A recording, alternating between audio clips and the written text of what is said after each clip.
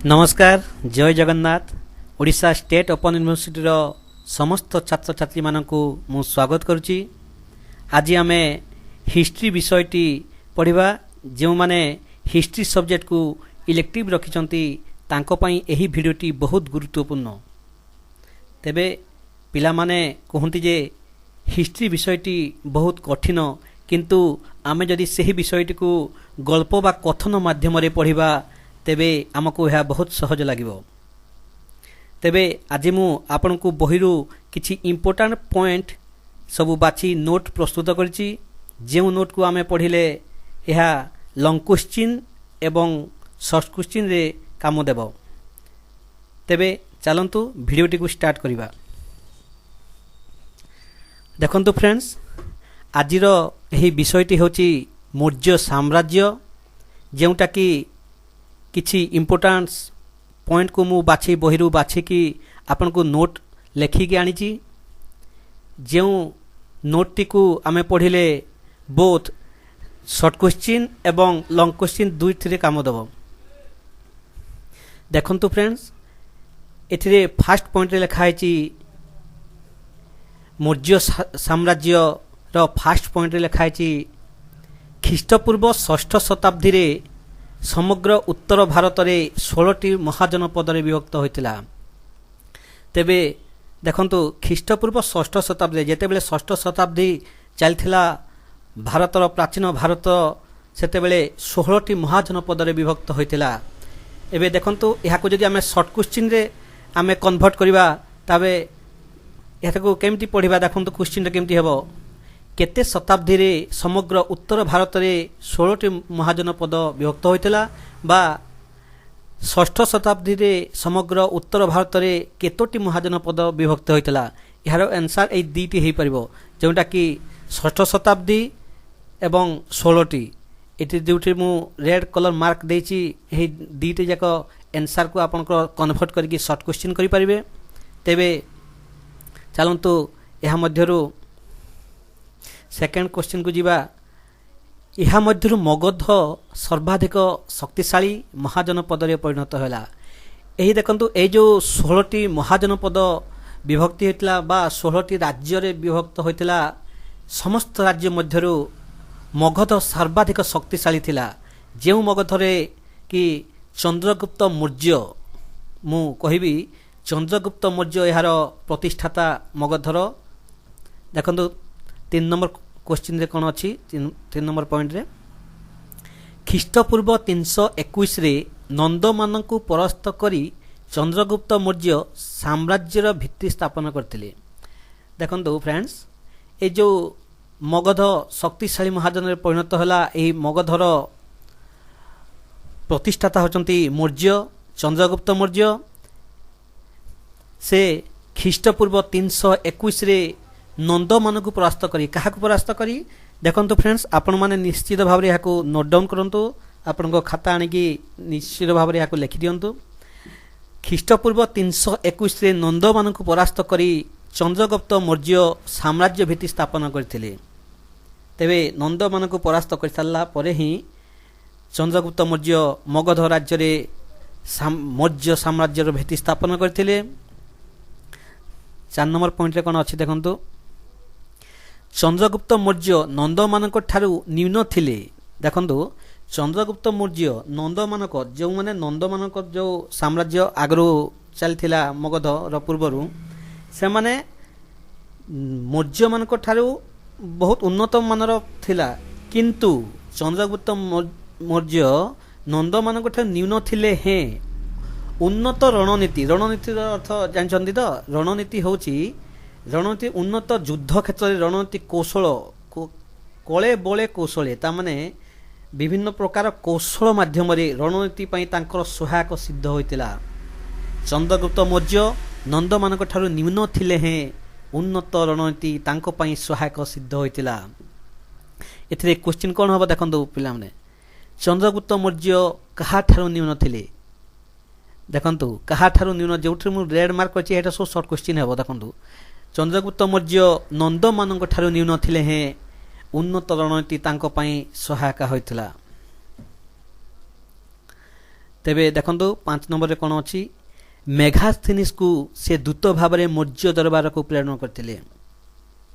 ଚନ୍ଦ୍ରଗୁପ୍ତ ମୌର୍ଯ୍ୟ ମେଘାସ୍ଥିନିସକୁ ତାଙ୍କର ଦୂତ ଭାବରେ ମୌର୍ଯ୍ୟ ଦରବାରକୁ ପ୍ରେରଣ କରିଥିଲେ, ଯେଉଁଟାକି ତାଙ୍କର ମନ୍ତ୍ରୀ ପରିଷଦର ସମସ୍ତ ରକ୍ଷଣାବେକ୍ଷଣ ପାଇଁ ଏହାକୁ ସେ ମେଘାସ୍ଥିନିସ ତାଙ୍କର ସମସ୍ତ ଦାୟିତ୍ୱ ତୁଲେଇଥିଲେ। ଦେଖନ୍ତୁ 6 ନମ୍ବରରେ କ'ଣ ଅଛି, ରାଜଧାନୀ ପାଟଳିପୁତ୍ରର ଦୀର୍ଘ ଅବସ୍ଥାନର ଅନୁଭୂତିକୁ ନେଇ ମେଘାସ୍ଥିନିସ ତାଙ୍କ ଗ୍ରନ୍ଥ ଇଣ୍ଡିକା ରଚନା କରିଥିଲେ। ଦେଖନ୍ତୁ ଫ୍ରେଣ୍ଡସ୍, ରାଜଧାନୀ ପାଟଳିପୁତ୍ରର ଦୀର୍ଘ ଅବସ୍ଥାନରେ, ରାଜଧାନୀ ପାଟଳିପୁତ୍ରରେ ମେଘାସ୍ଥିନିସ ଦୀର୍ଘ ସମୟର ଅବସ୍ଥାନ, ତାମାନେ ଦୀର୍ଘ ସମୟ ଧରି ସେଠାରେ ରହିଥିଲେ। ରହିବା ଅବସ୍ଥାରେ ଦୀର୍ଘ ସମୟର ଅବସ୍ଥାନ ସେ ଅନୁଭୂତି, ଯାହା ସେଠୁ ଅନୁଭୂତି ତାଙ୍କର ପ୍ରାପ୍ତ କରିଥିଲେ, ଦୀର୍ଘ ସମୟର ଅନୁଭୂତି ରାଜଧାନୀ ପାଟଳିପୁତ୍ରର, ଏହାକୁ ନେଇ ସେ ମେଘାସ୍ଥିନିସ ତାଙ୍କର ଗ୍ରନ୍ଥ ଇଣ୍ଡିକାରେ ରଚନା କରିଥିଲେ। କେଉଁଠି ରଚନା କରିଥିଲେ? ଗ୍ରନ୍ଥ ଇଣ୍ଡିକାରେ ସେ ରାଜଧାନୀ ପାଟଳିପୁତ୍ରର ଦୀର୍ଘ ଅବସ୍ଥାର ଅନୁଭୂତିକୁ ସେ ତାଙ୍କ ଗ୍ରନ୍ଥ ଇଣ୍ଡିକାରେ ରଚନା କରିଥିଲେ। ଏହାର ସର୍ଟ କ୍ୱେଶ୍ଚିନ୍ କ'ଣ ହେବ ଦେଖନ୍ତୁ, ରାଜଧାନୀ ପାଟଳିପୁତ୍ରରେ କିଏ ଗ୍ରନ୍ଥ ରଚନା କରିଥିଲେ? ତାମାନେ ରାଜଧାନୀ ପାଟଳିପୁତ୍ରର ଦୀର୍ଘ ବର୍ଷର ଅବସ୍ଥାନର ଅନୁଭୂତି କିଏ ଗ୍ରନ୍ଥ ରଚନା କରିଥିଲେ? ଏହାର ସଠିକ୍ ଆନ୍ସର୍ ହେବ ମେଘାସ୍ଥିନିସ। ଏବଂ ମେଘାସ୍ଥିନିସ କେଉଁ ଗ୍ରନ୍ଥ ରଚନା କରିଥିଲେ? ମେଘାସ୍ଥିନିସ କେଉଁ ଗ୍ରନ୍ଥ ରଚନା କରିଥିଲେ? ଏହାର ସଠିକ୍ ଆନ୍ସର୍ ହେବ ଇଣ୍ଡିକା ଗ୍ରନ୍ଥ ରଚନା କରିଥିଲେ। ତେବେ ଏହାକୁ ନୋଟ୍ ଡାଉନ୍ ନିଶ୍ଚିନ୍ତ ଭାବରେ କରନ୍ତୁ, ଆଗାମୀ ଏକ୍ଜାମ୍ରେ ଆପଣଙ୍କୁ ନିଶ୍ଚିନ୍ତ ସହାୟକ ହେବ। ତେବେ ଦେଖନ୍ତୁ ନେକ୍ସଟ ଆପଣଙ୍କ ପଏଣ୍ଟ 7 ନମ୍ବର ପଏଣ୍ଟରେ କ'ଣ ଅଛି ଦେଖନ୍ତୁ, ଜୈନ ପରମ୍ପରା ଅନୁସାରେ ଜୀବନର ଅନ୍ତିମ ପର୍ଯ୍ୟାୟରେ ଚନ୍ଦ୍ରଗୁପ୍ତ ମୌର୍ଯ୍ୟ ଜଣେ ଉତ୍ସାହୀ ଜୈନରେ ପରିଣତ ହେଲେ। ଜୈନ ପରମ୍ପରା ଅନୁସାରେ ଜୀବନର ଅନ୍ତିମ ପର୍ଯ୍ୟାୟରେ, ଅନ୍ତିମ ପର୍ଯ୍ୟାୟର ଅର୍ଥ ଜୀବନର ଶେଷ ସମୟରେ ଯେତେବେଳେ ସେ ବୃଦ୍ଧ ହୋଇଯାଇଥିଲେ ବା ବୁଢ଼ା ହୋଇଯାଇଥିଲେ, ସେହି ସମୟରେ ଜୈନ ପରମ୍ପରା ଅନୁସାରେ ଜୀବନର ଅନ୍ତିମ ବା ଶେଷ ପର୍ଯ୍ୟାୟରେ ଚନ୍ଦ୍ରଗୁପ୍ତ ମୌର୍ଯ୍ୟ ଜଣେ ଉତ୍ସାହୀ ଜୈନରେ ପରିଣତ ହୋଇଥିଲେ। ଜୈନ ମାନେ ତାମାନେ ଜୈନ ଧର୍ମରେ ସେମାନେ ପରିଣତ ହୋଇଯାଇଥିଲେ ଏବଂ ସବୁ ଲୋଭ ମୋହ ମାୟା ଏବଂ ସମସ୍ତଙ୍କୁ ତ୍ୟାଗ କରି ସେ ଶେଷ ସମୟରେ ସେ ଏକ ଜୈନରେ ପରିଣତ ହୋଇଥିଲେ। ତାପରେ ଦେଖନ୍ତୁ 8 ନମ୍ବର ପଏଣ୍ଟରେ କ'ଣ ଅଛି, ଚନ୍ଦ୍ରଗୁପ୍ତଙ୍କ ପୁତ୍ର ବିନ୍ଦୁସାରକୁ ମଗଧ ସିଂହାସନର ଅର୍ପଣ କରି ସ୍ୱୟଂ ସନ୍ନ୍ୟାସ ଗ୍ରହଣ କରିଥିଲେ। ଦେଖନ୍ତୁ ଫ୍ରେଣ୍ଡସ୍, ସେ ଯେତେବେଳେ ଜୈନ ପରମ୍ପରା ଅନୁସାରେ ଜୀବନର ଅନ୍ତିମ ପର୍ଯ୍ୟାୟକୁ ମୌର୍ଯ୍ୟ ଜଣେ ଉତ୍ସାହୀ ଜୈନରେ ପରିଣତ କଲେ, ତାପରେ ଚନ୍ଦ୍ରଗୁପ୍ତ ମୌର୍ଯ୍ୟ ତାଙ୍କ ପୁତ୍ର, ଯିଏ ତାଙ୍କର ପୁତ୍ର ବିନ୍ଦୁସାର ହେଉଛି ତାଙ୍କର ପୁତ୍ର, ବିନ୍ଦୁସାରଙ୍କୁ ମଗଧ ସିଂହାସନ ସମସ୍ତ ଅର୍ପଣ କରି ସ୍ୱୟଂ ସନ୍ନ୍ୟାସ ଗ୍ରହଣ କରିଥିଲେ। ଯେତେବେଳେ ତାଙ୍କ ବୃଦ୍ଧ ହୋଇଗଲେ ଏବଂ ତାଙ୍କୁ ସମସ୍ତ ଲୋଭ ମାୟା ସମସ୍ତ ସେ ସମ୍ପୂର୍ଣ୍ଣ ଭାବରେ ଯେତେବେଳେ ତ୍ୟାଗ କରିଥିଲେ, ସେହି ସମୟରେ ଚନ୍ଦ୍ରଗୁପ୍ତ ତାଙ୍କର ପୁତ୍ର ବିନ୍ଦୁସାରକୁ ସମସ୍ତ ସିଂହାସନ, ତାଙ୍କର ମଗଧର ସିଂହାସନ ଅର୍ପଣ କରି ସେ ସମସ୍ତ ରାଜ୍ୟର ଭାର ତାଙ୍କ ଉପରେ ସମର୍ପଣ କରିଦେଇଥିଲେ।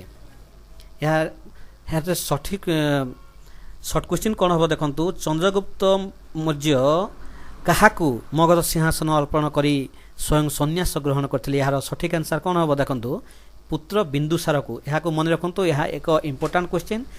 ଚନ୍ଦ୍ରଗୁପ୍ତର ପୁତ୍ର ହେଉଛନ୍ତି ବିନ୍ଦୁସାର। ଦେଖନ୍ତୁ ନେକ୍ସଟ କ୍ୱେଶ୍ଚିନ୍ କ'ଣ ଅଛି, ନମ୍ବରରେ କ'ଣ ଅଛି ଦେଖନ୍ତୁ, ଖ୍ରୀଷ୍ଟପୂର୍ବ 297ରେ ପାଖାପାଖି ବିନ୍ଦୁସାର ମଗଧ ସିଂହାସନ ଆରୋହଣ କରିଥିଲେ। ସେ ଯେତେବେଳେ ମଗଧର ସିଂହାସନ ଆରୋହଣ କରିଥିଲେ ବିନ୍ଦୁସାର, ସେତେବେଳକୁ ଖ୍ରୀଷ୍ଟପୂର୍ବ 997 ମସିହା ପାଖାପାଖି ବିନ୍ଦୁସାର ମଗଧ ସିଂହାସନ ଆରମ୍ଭ କରିଥିଲେ। ଏଥିରେ ବି ଏହା ବି ସର୍ଟ କ୍ୱେଶ୍ଚିନ୍ ହୋଇପାରିବ, ଖ୍ରୀଷ୍ଟପୂର୍ବ କେତେ ମସିହାରେ ବିନ୍ଦୁସାର ମଗଧ ସିଂହାସନ ଆରୋହଣ କରିଥିଲେ? ଏହାର ସଠିକ୍ ଆନ୍ସର୍ ହେବ ଖ୍ରୀଷ୍ଟପୂର୍ବ 297। 10 ନମ୍ବରରେ କ'ଣ ଅଛନ୍ତି ଦେଖନ୍ତୁ, ବିନ୍ଦୁସାର ବୌଦ୍ଧ ପରମ୍ପରା ଅନୁସାରେ ସେ ଆଜୀବକ ସମ୍ପ୍ରଦାୟ ସହ ସମ୍ପୃକ୍ତ। ବିନ୍ଦୁସାର ଚନ୍ଦ୍ରଗୁପ୍ତଙ୍କ ପୁତ୍ର ବିନ୍ଦୁସାର ବୌଦ୍ଧ ପରମ୍ପରା, ଆମର ଯେଉଁ ବୌଦ୍ଧ ପରମ୍ପରା ରହିଛି, ବୌଦ୍ଧ ଧର୍ମ ରହିଛି, से अनुसार से आजीवक संप्रदाय सह संपृक्त से माने धर्मपरायण से बौद्ध धर्म को संपूर्ण भाव में सहयोग करते और संपूर्ण भाव से जड़ित थे से आजीवक संप्रदाय सह संपृक्त थे। तो नेक्स्ट देखंतु 11 नंबर पॉइंट रे कोन अछि बिंदुसार तांको पुत्र अशोकंक द्वारा बिंदुसार तांको पुत्र अशोकंक द्वारा दाक्षिणात्य रे अभियान चलैथिले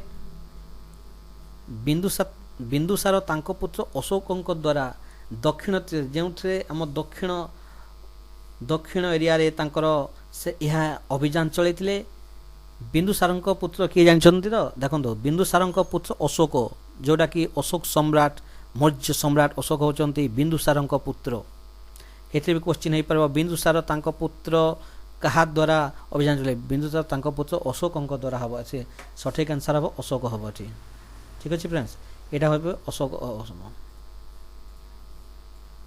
यहाँ अशोक हम ठीक अच्छे।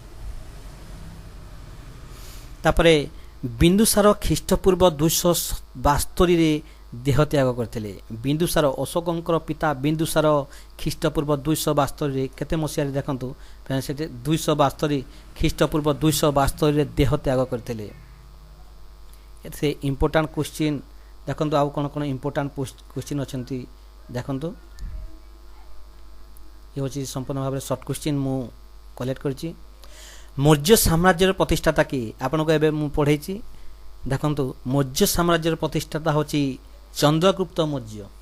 चंद्रगुप्त मौर्य होचंती मौर्य साम्राज्यर प्रतिष्ठाता जदि चंद्रगुप्त मौर्य यह निश्चित भाव में शॉर्ट क्वेश्चन आसीबो आपनकर एग्जाम रे किंतु यह को नोट डाउन निश्चित भाव में करंतु। चंद्रगुप्त मौर्य होचंती मौर्य साम्राज्यर प्रतिष्ठाता।